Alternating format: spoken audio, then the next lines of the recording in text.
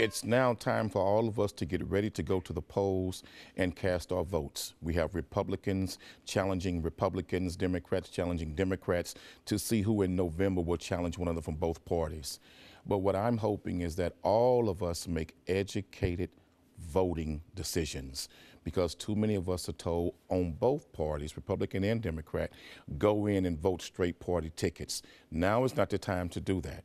Now is the time to look at every candidate, see what they're talking about, see what they're bringing to the table, and vote the candidate from both parties that serves your interests and your community's interests. Okay, first of all, there are pay-to-play slates on the Republican side. They can call it what they want. You know, it is what it is, and I think that ought to be stopped.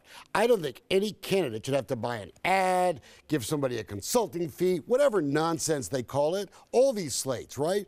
I don't think anyone should have to do that to get an endorsement. That's on the Republican side. On the Democratic side, you have just some really left-wing people trying to win their primary, and I say, have a good time, because you're going to get your butt crashed in November. I'll say one other thing. That button, that vote straight party button on the ballot should be eliminated. People should have to go race by race. And I'm also going to say, as someone who's been doing a lot of family law stuff lately involving judges, we should not elect judges. We're electing judges because they get brought in on waves, Republican and Democratic waves. There are weasels and now, wrong people on both sides. I can agree with you about the family courts. That's a whole other discussion that we can have about the family court judge system.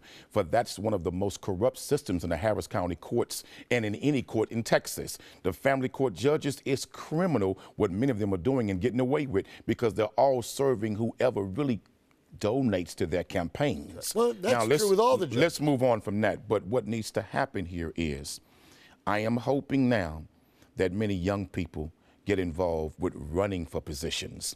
We have too many career politicians running over and over and over again for the same positions and different positions. Let some of you young people in your 20s and early 20s and just turning into your 30s start running for these elections. What we need is new blood, new ideas, and we need young people that have not been bought and paid for and owned by the very people we're trying to get free from. And I agree with you, but here's my concern about young people. They haven't paid taxes long enough.